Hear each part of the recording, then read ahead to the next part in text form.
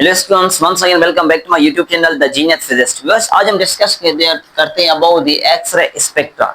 Spectra is actually pillar of spectrum. ये spectrum का pillar है। Spectrum means to analyse, to find out the wavelength, frequency and energies of beam of radiation. किसी की भी beam of radiations को अगर हमें एनालाइज करना है, उसके में डेटा चाहिए, then we must have to study about their spectrum. हमें उनके स्पेक्ट्रम की नीड पड़ती है।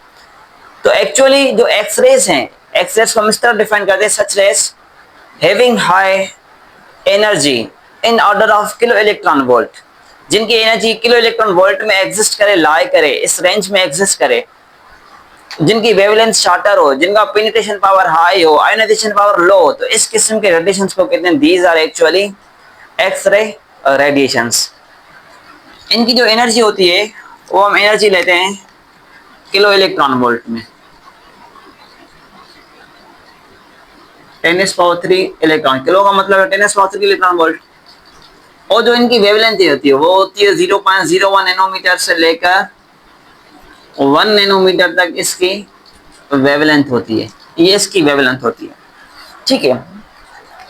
So now how these radiations were discovered. ये रेडिएशन किस तरह डिस्कवर हुए, किसने डिस्कवर किए? एक्चुअली एक प्रोफेसर है जिसका नाम है प्रोफेसर विलियम के रॉन्गटन। वो एक्चुअली स्टडी कर रहा था किसी क्रिस्टल की प्रॉपर्टीज को, किसी क्रिस्टल की स्ट्रक्चर को एनालाइज कर रहा था अपने एक्सपेरिमेंट के थ्रू। तो उन्होंने अपने एक्सपेरिमेंट में ये चीज ऑब्जर्व की, ये चीज एनालाइज की, ये चीज फाइंड आउट की कि यहाँ पर कुछ डिफरेंस टाइप के रेडिएशंस मिल रहे हैं। उन्होंने कुछ ऑब्टेन किया। उन्होंने देखा कि यहाँ पर जो रेडिएशंस निकले हैं, जो रेडिएशंस मिल रहे हैं, वो एक्चुअली नॉर्मल रेडिएशन से टोटली डिफरेंट है। इनका जो इफेक्ट है रेडिएशंस का वो टोटली क्या है, डिफरेंट है। उन्होंने एक्चुअली अपना एक्सपेरिमेंटल सेटअप इस तरह क्रिएट किया हुआ था कि उन्होंने एक ट्यूब लिया था। उस ट्यूब के अंदर उन्होंने कैथोड भी रखा था और उसने एनोड भी रखा था, और उस ट्यूब के ऊपर उसने एक पेपर भी लगा दिया था। पेपर जस्ट लाइक सपोज करें ये ट्यूब है, मान लेते हैं ये क्या है, ट्यूब है, और हमने इसके ऊपर क्या लगा दिया, ये पेपर लगा दिया है। ये ट्यूब है, इसके ऊपर हमने क्या लगा दिया, ये पेपर लगा दिया। उसने पेपर भी लगा दिया था। उन्होंने ये चीज ऑब्जर्व की, जब कैथोड से इलेक्ट्रॉन हिट कर रहे हैं एनोड पर, जो भी एनोड के पास मटेरियल है उस एनोड के मटेरियल के ऊपर जब ये हिट कर रहे हैं इलेक्ट्रॉन, तो वहां से स्पेशल टाइप ऑफ रेडिएशंस निकले जिनकी एनर्जी तमाम ज्यादा थी। उनकी एनर्जी इतनी हाई थी, उनका हीटिंग पावर इतना इफेक्ट था, जो पेपर इस ट्यूब के ऊपर रखा हुआ था वो जल गया था। वो बिल्कुल जस्ट लाइक हम किसी चीज को हीटअप करते हैं, हीटअप करने से क्या होता है, वो जो पेपर होगा वो ब्राउनिश कलर में एक खाक में कन्वर्ट हो जाएगा, एक डस्ट लाइक कन्वर्ट हो जाएगा, इस तरह हो जाता है। तो उन्होंने ये चीज ऑब्जर्व की कि इस ट्यूब के ऊपर ये जो पेपर है ये ब्राउनिश कलर में कन्वर्ट हो चुका था। तो उनसे ये चीज उसको आइडिया मिला, इससे उनको ये आइडिया मिला, उसने ये ऑब्जर्व किया इस चीज से कि इन रेडिएशंस का जो पावर है पेनिट्रेशन वो हाई है, इनकी हाई एनर्जी है। ओके, तो उन्होंने इन रेडिएशंस को कहा कि दीज आर एक्चुअली एक्स-रे। ये क्या है, रेडिएशंस एक्स-रे। क्योंकि पता जिस लाइक हम मैथ में सपोज करें, मैं कहूं आपको 5 = 4 प्लस में x है, मैं आपको कह दूं मैथमेटिक्स के लैंग्वेज में 5 = 4 + x। x का मतलब क्या है, ये अननोन वैल्यू है। आप सॉल्व करेंगे तो आपको जवाब 1 मिलेगा। तो सेम वे से एक्स-रे हमने इनको इसलिए कहा कि because they are unknown. Just like math में हम अननोन कोई वैल्यू वगैरह लेते हैं कि this is X, same way here X is just like that X. ये वही एक्स है जिनकी पेनिट्रेशन पावर हाई है, जिनका आयोनाइजेशन लो है, जिनकी एनर्जी ज्यादा है, किलो इलेक्ट्रॉन वोल्ट्स में है, जिनकी वेवलेंथ शॉर्टर है। ओके, तो अब हम इसके एक्सपेरिमेंटल सेटअप को समझने की कोशिश करते हैं कि क्या था इसका एक्सपेरिमेंटल सेटअप, क्या अरेंजमेंट थी इसके पास। ओके, ये देखें, उन्होंने इस तरह का कुछ सेटअप लिया था। ये कोई ट्यूब बना लेते हैं,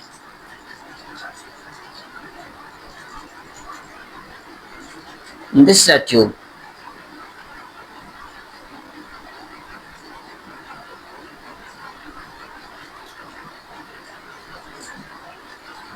ये कोई ट्यूब है।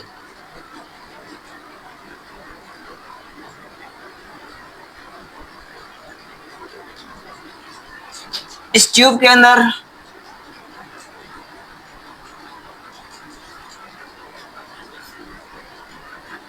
इन्होंने एनोड भी लगाया,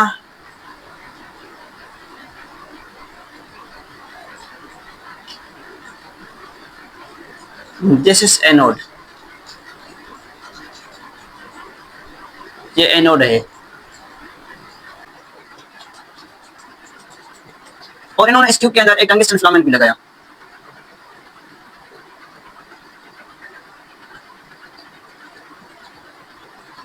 उसने एक टंगस्टन फिलामेंट भी लगाया था। इस साइड से इसने कैथोड कनेक्ट किया, it means negative terminal connect किया, और इस साइड से इसने एक एनोड कनेक्ट किया। इस एनोड के पास कोई स्पेशल टाइप मटेरियल अवेलेबल है यहाँ पर। ओके, इसने फिर क्या किया, इसको किसी पोटेंशियल के साथ भी कनेक्टेड कर लिया।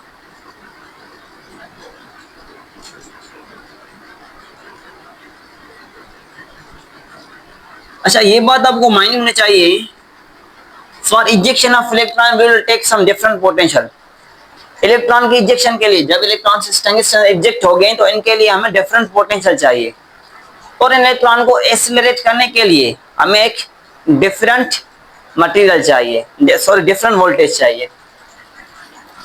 तो इस तरह से उन्होंने एक एक्सपेरिमेंटल सेटअप क्रिएट किया हुआ था।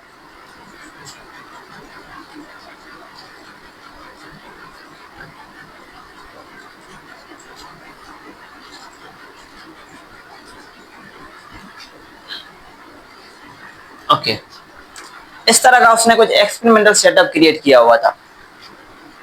ये इसका पॉजिटिव है, ये इसका नेगेटिव है, और ये जो एनर्जी होगी वो होगी किलो इलेक्ट्रॉन वोल्ट में होगी। इसका जो पोटेंशियल होगा वो किलो में होगा, थाउजेंड्स में होगा, ज्यादा होगा। ठीक है, और उन्होंने ये भी किया था इस ट्यूब के ऊपर, ये जो ट्यूब इसने बनाया है,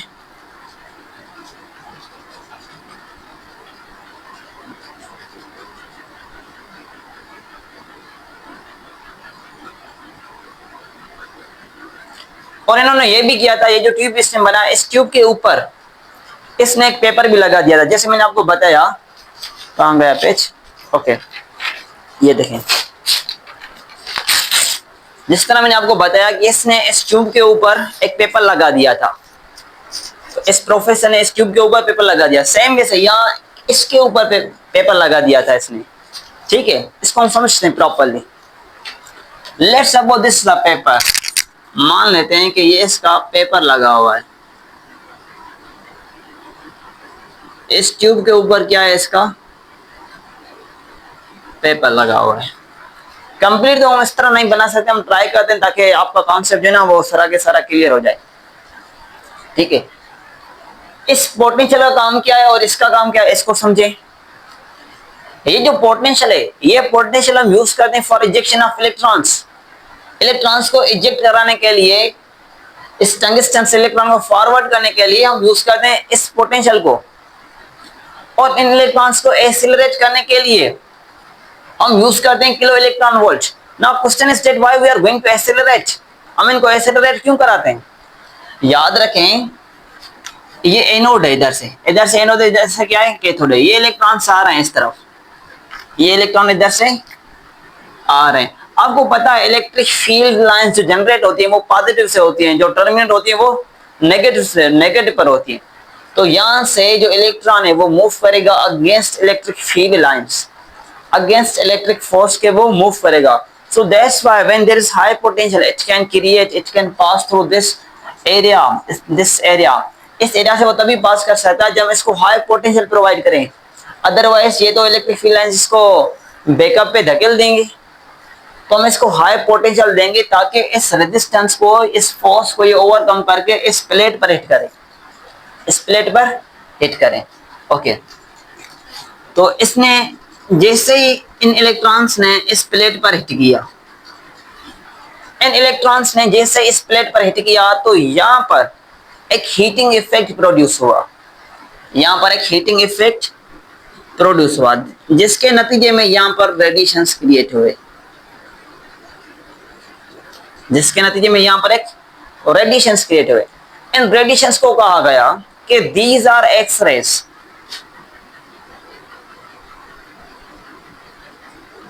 दीज आर एक्स-रेज। देखें, हम इनको एक्स-रे क्यों कहते हैं, because they are unknown radiations. ये रेडिएशंस अननोन है। जैसे इस टंगस्टन से इलेक्ट्रॉन इस एनोड पर इसने हिट किया तो यहाँ पर जो मटेरियल लगा हुआ है एनोड के ऊपर, तो इस मटेरियल से ये रेडिएशंस निकले, इस मटेरियल से ये रेडिएशंस निकले। तो उन्होंने ये देखा कि इन रेडिएशंस की जो आयनाइजेशन पावर है वो लो है, इनका पेनिट्रेशन पावर हाई है, इनकी एनर्जी हाई है, और इनका हम जो कहते हैं वेवलेंथ है वो वेवलेंथ कम है। तो जस्ट उन्होंने नाम दिया कि these are actually X rays. जिस तरह मैथमेटिक्स में लेते हैं, मैंने आपको पहले भी एग्जांपल दिया, जिस तरह मैथमेटिक्स में लेते हैं 5 is equal to 4 plus X, X का मतलब क्या है, ये अननोन वैल्यू है। Just like same here we are taking as a X, these are X radiations, X rays, तभी हम ये ले रहे हैं एक्स रेज। ओके, अच्छा ये भी याद रखें, यहाँ पर ये जो इलेक्ट्रॉन है जब इस मेटल पर हिट करेगा, यहाँ पर ये जो हम एनोड पर ले रहे हैं मटेरियल वो एक्चुअली मेटल है जिनका हाई एटॉमिक नंबर हो। आप ये एक्सपेरिमेंट हाइड्रोजन पर अप्लाई नहीं कर सकते, ऑक्सीजन पर नहीं करेंगे, हीलियम पर नहीं करेंगे। जब वहां ये करेंगे तो वहां पर आपको एक्स रेडिएशन तो नहीं मिलेंगे। हो सकता है कि वहां पर अल्ट्रावायलेट रीजन्स में रेडिएशंस लाई करें, वो आपको मिल सकते हैं। But here when we are going to obtain X-ray, then we have to take such metals या such materials whose atomic number is high. It means metals which lie in the middle of periodic table, जो periodic table के middle में lie करते हैं, ठीक है। तो उन्होंने ये चीज ऑब्जर्व की कि जैसे ये रेडिएशंस आए इस मेटल प्लेट पर हिट करते हैं तो वहां से रेडिएशंस की जनरेशन होती है। इन रेडिएशंस का हाई पावर होता है, हाई एनर्जी होती है, शॉर्टर वेवलेंथ होती है। तो इन रेडिएशंस को कहा गया कि these are actually X rays. तो याद रखिए ये जो इलेक्ट्रॉन हिट करता है इस प्लेट पर, ये जब सारी प्लेट के पार्ट पर हिट करेगा, सारी प्लेट को आप जब कंसीडर करेंगे तो इस केस में आपको प्रॉपर्ली ऑब्जर्वेशन नहीं मिलेगी। ये देखें, अगर मैं कहूं मैंने ये ले ली है, एक एनोड ले लिया है,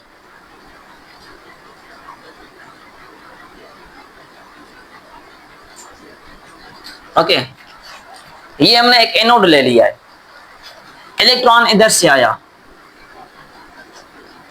ऐसा नहीं कि इलेक्ट्रॉन इसके सारे पार्ट से इंटरेक्ट करेगा।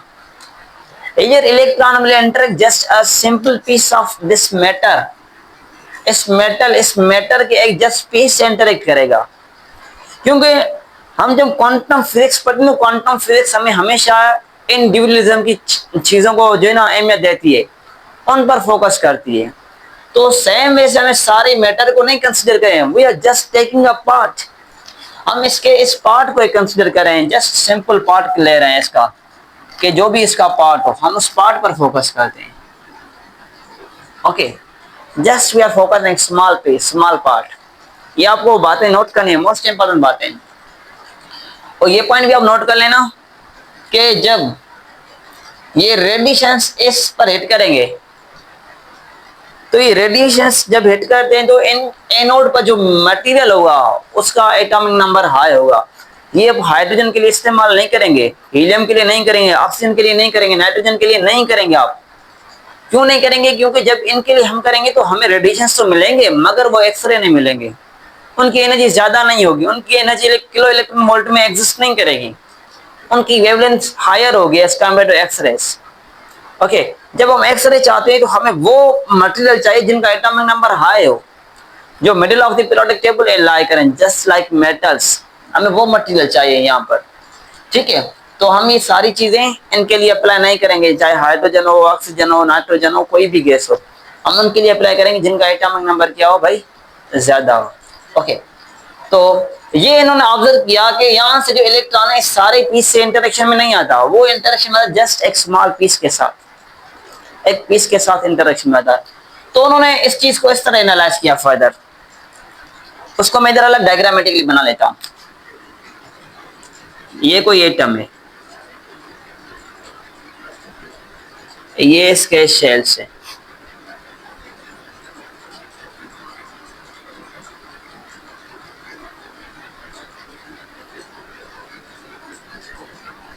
Okay, these are their shells, ये इसके शेल्स है। सपोज करें ये इलेक्ट्रॉन इधर अवेलेबल है,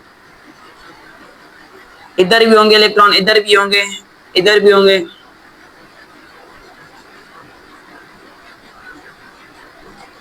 आपको पता है इलेक्ट्रॉन्स शेल्स में लाई करते हैं, पहले में 2 लाई करते हैं, दूसरे में 8 लाई करते हैं, तीसरे में 16 लाई करते हैं। ये फॉर्मूला हम यूज करते हैं ना 2n²। 2n²। अगर पहले की बात की जाए तो पहले में 2 इलेक्ट्रॉन, दूसरे की बात की जाए n का वैल्यू है 2, 2 का स्क्वायर करेंगे आप 4, 4 मल्टीप्लाई 2 8, तो 2n² के मुताबिक हम ये इलेक्ट्रॉन्स लाई करते हैं। तो जस्ट मैं अज्यूम कर लेता हूँ यहाँ पर हमने ये इलेक्ट्रॉन प्लेस किए, इलेक्ट्रॉन्स यहाँ पर एग्जिस्ट कर रहे हैं, इलेक्ट्रॉन यहाँ पर लाई करते हैं। ओके, जैसे ये fast moving cathode electron hit करेगा इस एनोड पर, ये सारा सीनरी हमने इसको माइक्रो लेवल पर लेकर आए, यहाँ पर हम इसको ऑब्जर्व कर रहे हैं कि जैसे ये इलेक्ट्रॉन फास्ट मूविंग इलेक्ट्रॉन, इसकी जो एनर्जी है वो क्या है, इसकी एनर्जी तमाम ज्यादा है। ये फास्ट मूविंग इलेक्ट्रॉन है, इसकी एनर्जी तमाम ज्यादा है। तो जब ये फास्ट मूविंग इलेक्ट्रॉन इस इलेक्ट्रॉन के साथ इंटरेक्शन में आएगा तो इसकी जो एनर्जी है वो तमाम ज्यादा है। जब इसकी एनर्जी ज्यादा होगी तो ये इसको अपने साथ बाहर निकाल देगा। बाहर का मतलब ये नहीं कि ये वेस्ट हो जाएगा। जैसे ही तेज इलेक्ट्रॉन आएगा तो ये एक्चुअली फास्ट मूविंग इलेक्ट्रॉन जैसे अगर यहाँ पर इलेक्ट्रॉन को हिट करेगा तो इलेक्ट्रॉन को हिट करेगा, इसको बाहर निकाल देगा इधर से।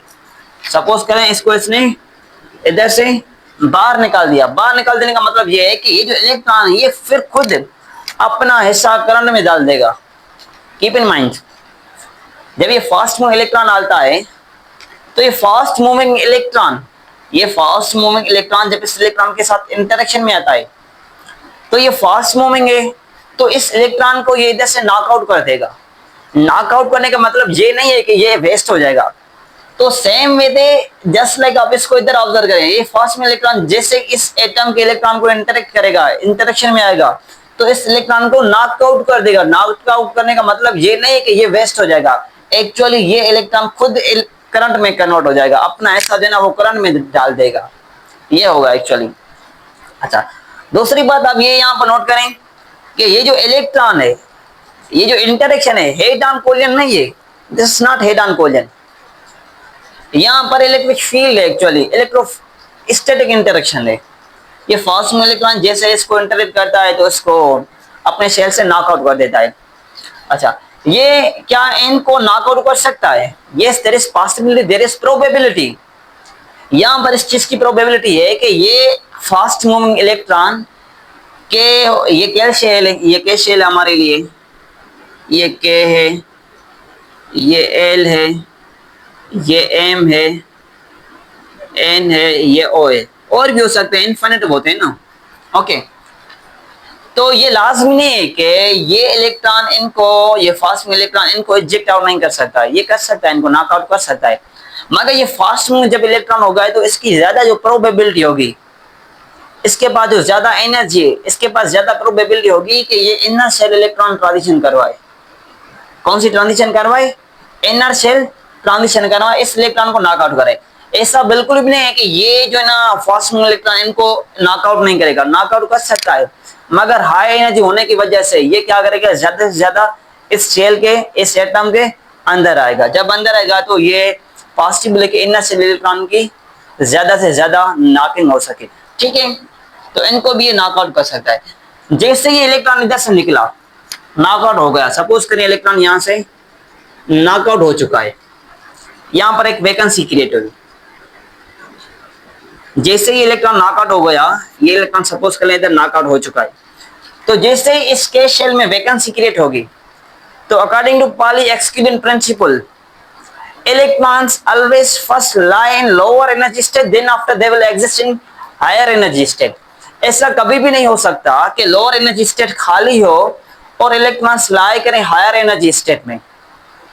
पाली एक्सक्लूसिव प्रिंसिपल यही तो हमें बताता है ना भाई, कि ये पॉसिबल नहीं है कभी भी कि लोअर एनर्जी स्टेट खाली हो और इलेक्ट्रॉन एग्जिस्ट करें, लाई करें हायर एनर्जी स्टेट में।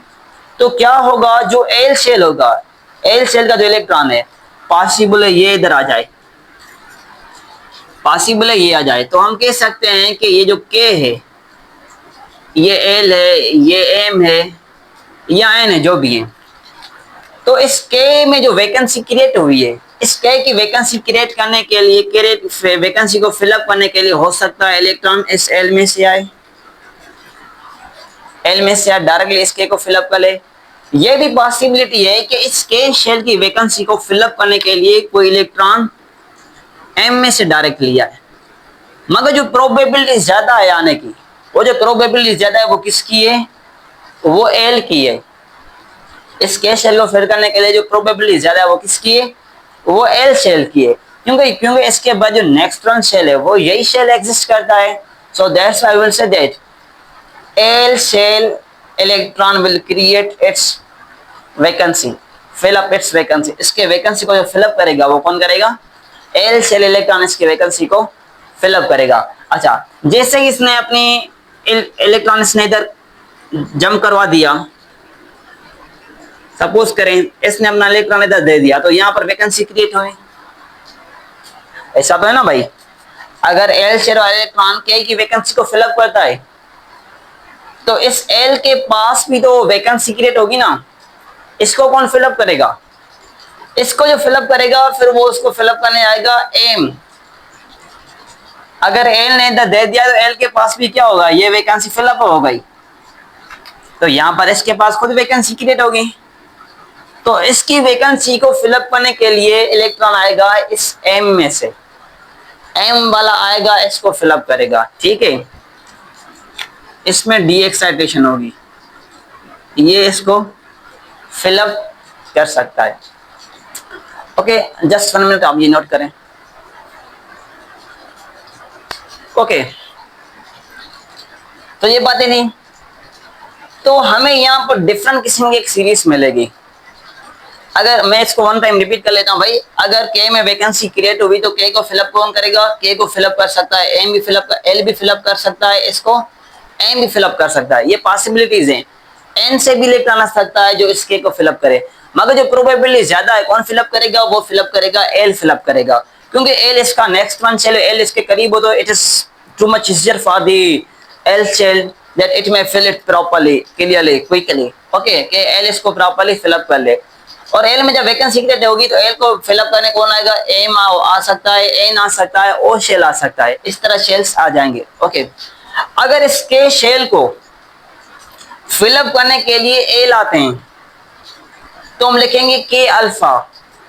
अगर इस के को फिलअप करने के लिए एम आता है तो हम लिखेंगे के बीटा। अगर इस के शेल को फिलअप करने के लिए एन आता है तो हम लिखेंगे के गामा। तो यहाँ पर हमें डिफरेंट किस्म की एक सीरीज मिलेगी रेडिएशंस की, यहाँ पर हमें रेडिएशंस की एक डिफरेंट सीरीज मिलेगी। तो हम अगर के को फिलअप करते हैं तो हम उसको कहेंगे के सीरीज, हम उसको कहेंगे के सीरीज। अगर रेडिएशंस फिलअप हो रहे हैं किसमें, अगर इलेक्ट्रॉन फिलअप हो रहे हैं इसमें के में, तो हम उसको कहेंगे के सीरीज, दिस इज कॉल्ड के सीरीज। अगर एल में से आता है इस के को फिलअप करने के लिए तो हम लिखेंगे के अल्फा। अगर एन में से आता है इस एल को फिलअप करने, के को फिलअप करने के लिए हम लिखेंगे के बीटा। अगर आता है एम में से इस के को फिलअप करने के लिए तो हम लिखेंगे के गामा। इनफिनिटिव रेडिएशंस हैं तो इस तरह ये सीरीज चलती रहेगी। ओके, फिर मैंने आपको बताया कि जिस तरह ये एल इसको फिलअप करेगा तो एल के पास खुद एक वैकेंसी क्रिएट होगी। तो एल को फिलअप कर सकता है, एम फिलअप कर सकता है, एन कर सकता है, ओ फिलअप कर सकता है। जो फिल होगा वो सीरीज होगी। यहाँ पर कौन सा फिल हुआ है, के फिल हुआ है शेल, तो के सीरीज है। अब कौन फिल होगा, अब एल होगा फिल, तो सीरीज कौन सी स्टार्ट होगी, एल सीरीज स्टार्ट होगी। ओके, तो यहाँ पर फिर कौन सी सीरीज स्टार्ट होगी भाई, एल सीरीज स्टार्ट होगी। ओके, अगर आए एल को फिलअप करने के लिए एम तो हम लिखेंगे एल अल्फा। अगर एम फिलअप करने के लिए आए, सॉरी एम आएगा तो अल्फा लिखेंगे, अगर एन आएगा तो हम लिखेंगे एल बीटा। अगर फिलअप करने आता है ओ तो हम लिखेंगे के गामा, के गामा। इस तरह से ये सीरीज चलती रहेगी। अच्छा, जब ये सीरीज चलती रहेगी तो जाहिर सी बात है यहाँ पर रेडिएशंस क्रिएट हो गए, यहाँ पर तो रेडिएशंस क्रिएट होंगे। इन रेडिएशंस को भी हम कहेंगे these are actually X rays. ये भी क्या है, एक्स रेज है। अच्छा, यहाँ पर भी जो रेडिएशंस क्रिएट हुए हैं उनको भी हम कहते हैं एक्स रे, उनको भी कहते हैं एक्स रे। मगर इन एक्स रेज की जो एनर्जी होगी वो ज्यादा होगी, इनकी जो energy as compare to this one that will be lower, इनकी एनर्जी क्या होगी, कम होगी। लोअर भी जो एनर्जी होगी वो 1000 में लाई करेगी, क्योंकि एक्स रेज है। इनकी जो एनर्जी है lower as compare this one, तो इनकी लोअर एनर्जी भी 1000 में लाई करेगी। It means they will be X rays. तभी तो हम कहते हैं कि हमारे पास एक होते हैं सॉफ्ट एक्स रेज, एक होते हैं हमारे पास हार्ड एक्स रेज। ओके, अगर बिल्कुल आउटर आ जाए, ओ आ जाए, तो इस केस में जो हमारे पास एनर्जी मिलेगी वो एनर्जी बिल्कुल कम मिलेगी, 1000 में तो नहीं होगी। अगर वो 1000 में लाई नहीं करेगी तो in that case we can say that these are not X rays. वो एक्स रे रीजन में लाई नहीं करेंगे, तो हम उनको कहेंगे ये एक्स रेज नहीं है। अच्छा, और ये बात नोट करें भाई, अगर कोई रेडिएशन आता है एल से के में, एल से के में, तो यहाँ पर एनर्जी क्या डिफरेंस क्या है? एनर्जी डिफरेंस कम है। जब एनर्जी कम होगी तो यहाँ पर वेवलेंथ ज्यादा मिलेगी। अगर एम से आता है तो यहाँ पर एनर्जी डिफरेंस क्रिएट ज्यादा होता है, एनर्जी डिफरेंस बढ़ता है। जब एनर्जी डिफरेंस बढ़ेगा, एनर्जी बढ़ेगी, तो वेवलेंथ क्या होगी? कम होगी। आपने इस पढ़ी है ना भाई, E equal to hc upon lambda. अगर एनर्जी डिफरेंस है ज्यादा है तो जाहिर सी बात है वेवलेंथ कम होगी। अगर एनर्जी डिफरेंस वेवलेंथ का कम है तो एनर्जी ज्यादा होगी। इस तरह से ये बातें हमने पढ़ी हैं, ठीक है। तो इस तरह से ये भी आ सकते हैं इनके एनर्जीज के हवाले से। जो के अल्फा है ये नियर टू न्यूक्लियस है, एनर्जी डिफरेंस क्या है? एनर्जी कम होगी इसकी, इसकी ज्यादा होगी। ये बिल्कुल दूर है तो इसकी एनर्जी डिफरेंस क्या होगा? ज्यादा होगा। ओके, तो ये जब एनर्जी डिफरेंस का कम है तो इस केस में इसकी वेवलेंथ ज्यादा होगी, फिर इसकी ज्यादा होगी, इसकी वेवलेंथ डिफरेंस क्या होगा? ज्यादा होगा। फिर इसकी थोड़ी सी इससे कम होगी, इसकी सबसे वेवलेंथ क्या होगी भाई? कम होगी।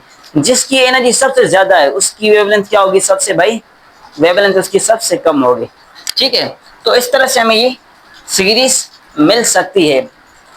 ओके, तो अब ये पॉइंट नोट कर लें, अब ये पॉइंट्स प्रॉपरली नोट कर लें। अब हम डिस्कस करते हैं जब ये इलेक्ट्रॉन, फास्ट मूव इलेक्ट्रॉन बिल्कुल नियर टू न्यूक्लियस क्रॉस करे, देन व्हाट विल हैपन? जब फास्ट मूव इलेक्ट्रॉन ये जो आ रहा है, ये फास्ट मूव इलेक्ट्रॉन जब नियर टू न्यूक्लियस क्रॉस करेगा तो क्या होगा उस केस में? उसमें क्या फिनोमेना होगा, क्या एक्चुअली तरीक़ाकार होगा उसका? अच्छा, मैं चलो इधर ही बना लेते हैं, ठीक है। दिस इज न्यूक्लियस, ये क्या एक न्यूक्लियस है। यहां से फास्ट मूव एक्सीलरेटेड इलेक्ट्रॉन आया, एक्सीलरेटेड इलेक्ट्रॉन आया, ये इलेक्ट्रॉन है। तो न्यूक्लियर फोर्स को क्या करेगा? इसको थोड़ा सा डेविएट कर लेगा। इतनी ज्यादा डेविएशन तो नहीं होगी, फिर भी इसमें डेविएशन तो आएगी, इसमें डेविएशन आएगी। सपोज करें इसकी जो एनर्जी थी, पहले इसकी एनर्जी थी 7k इलेक्ट्रॉन वोल्ट, फिर इसकी एनर्जी बनी 5k इलेक्ट्रॉन वोल्ट। इसकी एनर्जी थोड़ी सी कम हुई, एनर्जी का डिफरेंस कितना हुआ? 2k इलेक्ट्रॉन वोल्ट का डिफरेंस हुआ। जो यहाँ पर एनर्जी डिफरेंस क्रिएट हुआ है वो कितना है? 2k इलेक्ट्रॉन वोल्ट है। अगर यहाँ से बात की जाए, अगर हम इसकी एनर्जी ज्यादा देते हैं, इसको ज्यादा पोटेंशियल प्रोवाइड कर देते हैं, 8k इलेक्ट्रॉन प्रोवाइड करें, तो सपोज करें इसमें जो डेविएशन हुई, डेविएशन में इसकी ये एनर्जी लॉस हुई 5k इलेक्ट्रॉन वोल्ट। तो इसमें डिफरेंस ऑफ एनर्जी आएगा, वो कितना आएगा? वो आएगा 3k इलेक्ट्रॉन वोल्ट। इसमें क्या हुआ? 3k इलेक्ट्रॉन वोल्ट डिफरेंस आएगा। इस तरह से यहां पर एनर्जी का डिफरेंस क्रिएट होता जाएगा। तो यहां पर ये पॉसिबल है कि हम हर किस्म की वेवलेंथ ऑब्जर्व करें। मोस्ट इंपॉर्टेंट पॉइंट है भाई, देखें जब ये फास्ट मूव इलेक्ट्रॉन इस न्यूक्लियस के करीब जाएगा, इलेक्ट्रॉन एक्सेलरेट हो जाएगा, इसकी स्पीड स्लो डाउन हो जाएगी। जब इसकी स्पीड स्लो डाउन हो जाएगी तो यहाँ पर इसकी एनर्जी में डिफरेंस आएगा। जब इसकी एनर्जी में डिफरेंस आएगा तो इसकी वेवलेंथ चेंज हो सकती है, इसकी फ्रीक्वेंसी चेंज हो सकती है, ठीक है। ये सारी प्रॉपर्टी, सारा स्पेक्ट्रम एक अलग बन सकता है। अगर हम ज्यादा एनर्जी देते हैं तो ज्यादा डिफरेंस मिलेगा, अगर हम कम देंगे डिफरेंस, एनर्जी कम प्रोवाइड करेंगे तो हमें एनर्जी का डिफरेंस कम मिलेगा। अगर आप यहाँ पर 4 इलेक्ट्रॉन वोल्ट देते हैं, 4k इलेक्ट्रॉन वोल्ट देते हैं, सपोज करें यहाँ पर डेविएशन में 2k इलेक्ट्रॉन वोल्ट हमारी लॉस हो चुकी है, तो रिमेनिंग जो डिफरेंस मिलेगा वो मिलेगा 2k इलेक्ट्रॉन वोल्ट का। तो यहाँ पर जो एनर्जी है वो एनर्जी का डिफरेंस कम है, वेवलेंथ ज्यादा मिलेगी। तो मतलब ये हुआ जब ये इलेक्ट्रॉन इस न्यूक्लियस के करीब से गुजरता है, जब ये इलेक्ट्रॉन इस न्यूक्लियस के करीब से गुजरता है तो यहाँ पर हमें हर किस्म की रेडिएशंस मिलती है, यहाँ पर हमें हर किस्म की वेवलेंथ मिलती है, सॉरी यहाँ पर हमें हर किस्म की वेवलेंथ मिलती है। वन टाइम में रिपीट कर रहा हूं भाई, जब ये फास्ट मूव इलेक्ट्रॉन इस न्यूक्लियस से क्रॉस करता है तो यहाँ पर हमें हर किस्म की एनर्जी मिलती है, हर किस्म की वेवलेंथ मिलती है, ठीक है, हर किस्म की हमें फ्रीक्वेंसी यहाँ पर मिल सकती है। तो वो स्पेक्ट्रम होगा, उस स्पेक्ट्रम को हम कहते हैं this is called a bremsstrahlung spectrum या कंटिन्यूस स्पेक्ट्रम। उसको हम क्या कहते हैं? ब्रेमस्ट्रेलंग स्पेक्ट्रम या कंटिन्यूस स्पेक्ट्रम। वो स्पेक्ट्रम जिसमें हर किस्म की वेवलेंथ एग्जिस्ट कर सके, हर किस्म की फ्रीक्वेंसी एग्जिस्ट कर सके, हर किस्म की एनर्जी एग्जिस्ट कर सके, उस किस्म के हम स्पेक्ट्रम को हम कहते हैं this called a bremsstrahlung spectrum और कंटिन्यूस स्पेक्ट्रम।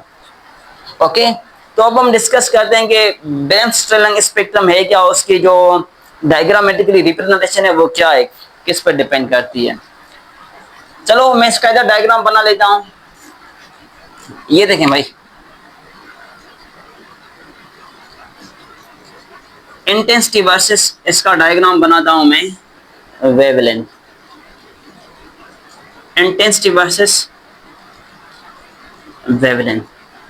तो फर्स्ट जो इसका मिलेगा, सपोज करें आपने जो पहले पोटेंशियल देखिए, हर किस्म की में क्यों वेवलेंथ मिल रही है, हर किस्म की रेडिएशन में जो है ना एनर्जी क्यों मिल रही है, फ्रीक्वेंसी क्यों मिल रही है, क्योंकि यहाँ पर हम जो एक्सीलरेटेड पोटेंशियल है वो हम डिफरेंट करते हैं, वो चेंज करते हैं। इसके चेंज करने से हमें यहाँ पर जो स्पेक्ट्रम मिल रहा है वो मिल रहा है ब्रेमस्ट्रेलंग स्पेक्ट्रम। कौन सा स्पेक्ट्रम भाई? ब्रेमस्ट्रेलंग स्पेक्ट्रम।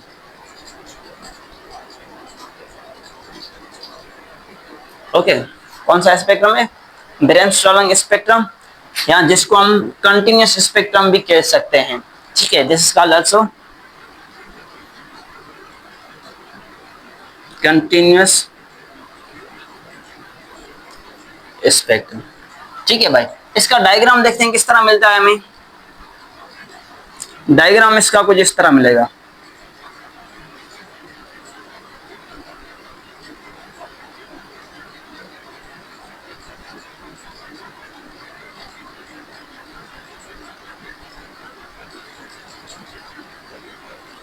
इस तरह की इसकी पीक्स मिलेंगी,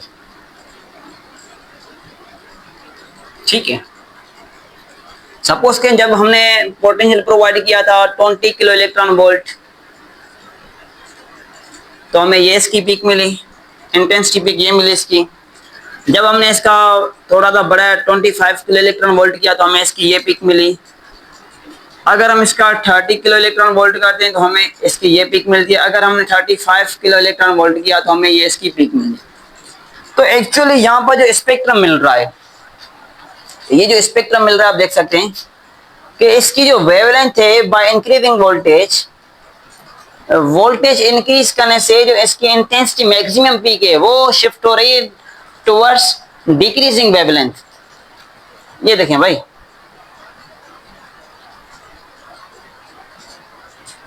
इस किस्म का स्पेक्ट्रम हमें मिल रहा है।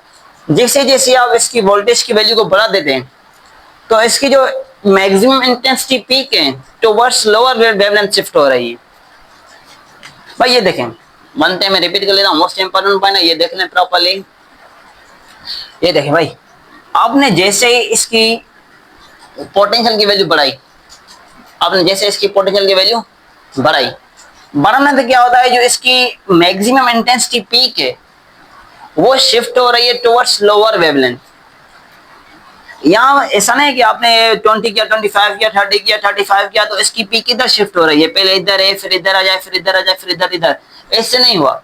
आपने जैसे ही इसकी वोल्टेज की वैल्यू बढ़ाई है, इसकी जो मैक्सिमम इंटेंसिटी पीक है वो शिफ्ट हो रही है टुवर्ड्स इस लोअर वेवलेंथ, इसकी लोअर वेवलेंथ की तरफ ये शिफ्ट हो रही है। मतलब ये हुआ, आप इसको एक्सीलरेट कर तो सकते हैं इलेक्ट्रॉन को, मगर उन पर कोई इम्पैक्ट नहीं पड़ता, इन पर कोई इम्पैक्ट नहीं पड़ता।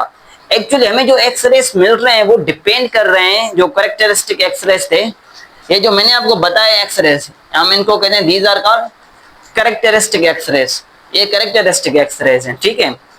ये जो कैरेक्टरिस्टिक एक्सरेस हैं ये एक्चुअली डिपेंड करते हैं एनोड मटेरियल पर, कि एनोड के पास कौन सा मटेरियल है। मटेरियल को चेंज करने से एक्सरेस में तब्दीली आ सकती है। ये जो हमने इलेक्ट्रॉन थ्रो करवाया है कैथोड से, टंगस्टन फिलामेंट से थ्रो करवाया इस एनोड पर, ये इलेक्ट्रॉन या एक्सरेज को कोई इनसे लेना देना नहीं है। ये जो आपने इलेक्ट्रॉन टंगस्टन फिलामेंट से थ्रो करवाया है इस कैथोड पर, एनोड पर, तो इस एनोड पर इसका कोई इम्पैक्ट नहीं है। जो भी एक्सरेज प्रोडक्शन में इम्पैक्ट है वो इम्पैक्ट है जस्ट किसका, वो इम्पैक्ट है जस्ट इट्स मटेरियल, उसके मटेरियल का है। मैंने आपको बताया ये सेम इलेक्ट्रॉन आप फॉल करवाएं, ये आप सेम इलेक्ट्रॉन फॉल करवाएं तो सेम इलेक्ट्रॉन फॉल करवाने से अगर यहाँ पर कोई आप मटेरियल ले लेते हैं, ऑक्सीजन ले लें, हाइड्रोजन ले लें, या आप कोई लोअर एटॉमिक नंबर एलिमेंट ले लें, तो उस केस में आपको एक्सरेज नहीं मिलेंगे। सारे इलेक्ट्रॉन तो हमने उसी रफ्तार से यहाँ और ज्यादा रफ्तार दिए, फिर क्यों नहीं। तभी तो मैंने कहा भाई एक्चुअली जो एक्सरे प्रोडक्शन है वो डिपेंड करती है एनोड के मटेरियल पर, कौन सा एनोड के पास कौन सा मटेरियल कोटेड है उस पर डिपेंड करता है। ठीक है, तो यहाँ पर एक चीज वाजह होती है, जैसे हम इसके वोल्टेज को इंक्रीज करते हैं तो इसकी जो वेवलेंथ होती है ये शिफ्ट होती है टुवर्ड्स, जो इसकी इंटेंसिटी मैक्सिमम इंटेंसिटी पीक से वो शिफ्ट होती है टुवर्ड्स लोअर वेवलेंथ, इस तरफ से शिफ्ट होती हैं। तो जस्ट लाइक ये जो ग्राफ मिल रहा है, ये ग्राफ हमें just like same black body radiation मिल रहा है। जिस तरह से हमने वहां पर टेम्परेचर को इंक्रीज कर रहे थे ब्लैक बॉडी रेडिएशन में, जिस तरह हम टेम्परेचर को इंक्रीज करते, तो टेम्परेचर को इंक्रीज करने से, टेम्परेचर को क्वांटाइज करने से एक्चुअली हो ये रहा था कि जो इंटेंसिटी मैक्सिमम इंटेंसिटी पीक थी वो लोअर वेवलेंथ शिफ्ट हो रही थी। तो यहाँ पर भी सेम ही केस है, यहाँ पर वोल्टेज को इंक्रीज करने से जो मैक्सिमम इंटेंसिटी पीक है वो शिफ्ट हो रहे हैं टुवर्ड्स लोअर वेवलेंथ। तो हम यहाँ पर ये चीज कह सकते हैं कि potential voltage is actually analogous to temperature. जो पोटेंशियल है, ये जो वोल्टेज है, that is actually analogous of temperature. जिस तरह वहां पर टेम्परेचर काम कर रहा था, यहाँ पर ये सेम काम कर रहा है ब्लैक बॉडी रेडिएशन में। जिस तरह टेम्परेचर था, यहाँ पर सेम कौन है, यहाँ पर ये वोल्टेज। तभी हम कहते हैं this is actually analogous to temperature, ये एनालॉगस है टेम्परेचर का। ठीक है, अब ये नोट कर लें। अब हम डिस्कस कर लेते हैं इसका नेक्स्ट वन ग्राफ, इनके पीक्स के हवाले से ये ग्राफ डिस्कवर कर लेते हैं, डिस्कस कर लेते हैं। ये देखें, इसका मोस्ट इंपॉर्टेंट ग्राफ है भाई। चलो ये आप नोट कर लें, मैं इधर से इसको बना लेता हूं, इसको हम इधर से लिख लेते हैं इन पॉइंट्स को, के सीरीज को। के सीरीज में क्या है, के अल्फा है, के बीटा है, के गामा है, और जो एल सीरीज है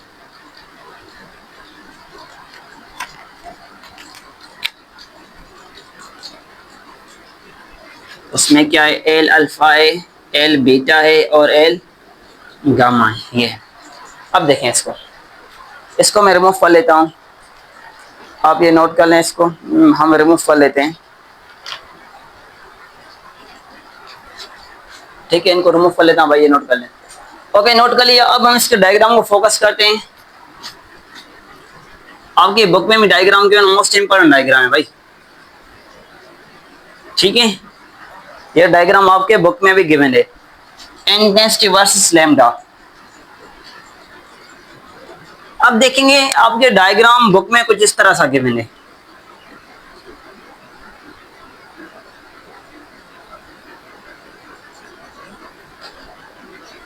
कुछ इस तरह का आपके बुक में भी डायग्राम गिवन है। हम इस पी को कहते हैं दिस इज के अल्फा, और हम इस पी को कहते हैं दिस इज के बीटा। इसको हम कहते हैं के अल्फा और इसको हम कहते हैं के बीटा।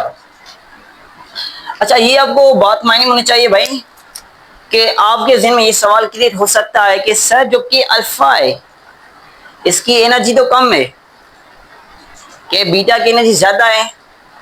किस तरह भाई, देखें, इसको मैं रिपीट कर लेता हूं। मैंने कहा कि ये के शेल है, ये के शेल है।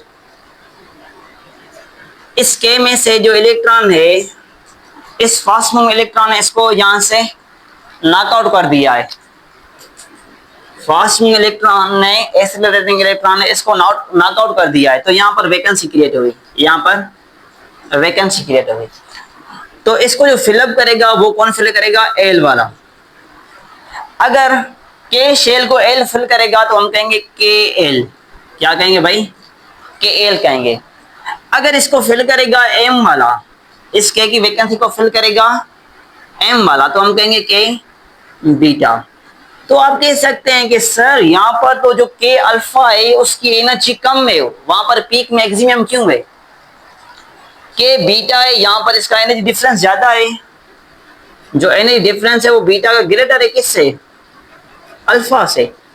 Then why here we are going to consider this maximum peak of K alpha. हम के अल्फा की मैक्सिमम पीक क्यों ले रहे हैं भाई, ये देखें आपकी ये बात भी दुरुस्त है, मगर यहां पर कुछ सीन कुछ इस तरह सा है।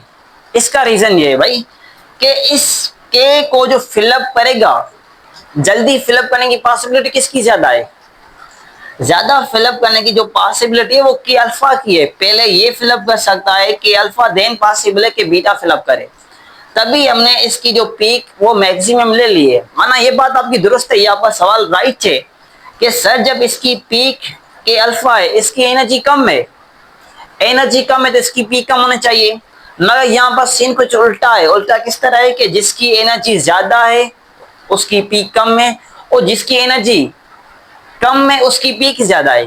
तो एक्चुअली सीन यहाँ पर यह है कि के अल्फा में ज्यादा पॉसिबिलिटीज हैं कि ये के शेल को फिलअप कर ले, और जो के बीटा है इसकी एनर्जी डिफरेंस वाकई मैक्सिमम है, but there is low probability, यहाँ पर प्रोबेबिलिटी कम है कि ये इस के को जल्दी फिलअप कर ले। तो के को जो जल्दी फिलअप करेगा वो एल शेल फिलअप करेगा, तो हम के अल्फा को कहते हैं this is a most peak valued particle.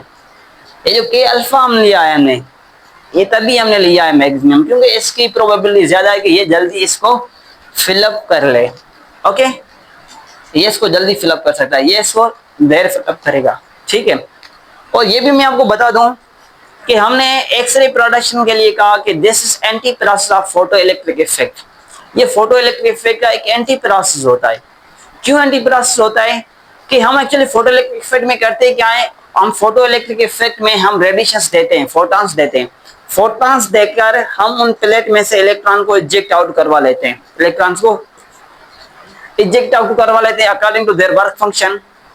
But here actually scene is it's anti, यहाँ पर जो सीन है उसके एंटी है। वो किस तरह एंटी है, यहाँ पर इलेक्ट्रॉन्स आए, इलेक्ट्रॉन जिस तरह एनोड्स को अटैक करते हैं तो वहां से हमें फोटॉन्स मिलते हैं। तो वहां पर हमने इलेक्ट्रॉन दिए फोटो इलेक्ट्रिक इफेक्ट में तो हमें रेडिएशंस मिले, सॉरी रेडिएशंस दिए तो हमें इलेक्ट्रॉन्स मिले, राइट अंडरस्टैंड। हमने वहां पर क्या किया, फोटो इलेक्ट्रिक इफेक्ट में, फोटो इलेक्ट्रिक इफेक्ट में हमने फोटॉन्स दिए, फोटॉन्स दिए तो हमें इलेक्ट्रॉन्स मिले। मगर यहाँ पर सीन कुछ इस तरह है कि हम इलेक्ट्रॉन्स देते हैं, इलेक्ट्रॉन जब हिट करते हैं इस एनोड प्लेट पर तो हमें मिलते हैं फोटॉन्स। तो that's why we say that is it's anti process, ये इसका एंटी प्रोसेस है। ओके, अगर कोई यहाँ पर सवाल हो, क्वेश्चन हो, यू कैन आस्क मी, इंशाल्लाह as soon as possible I will respond you, I will comment you. Thank you.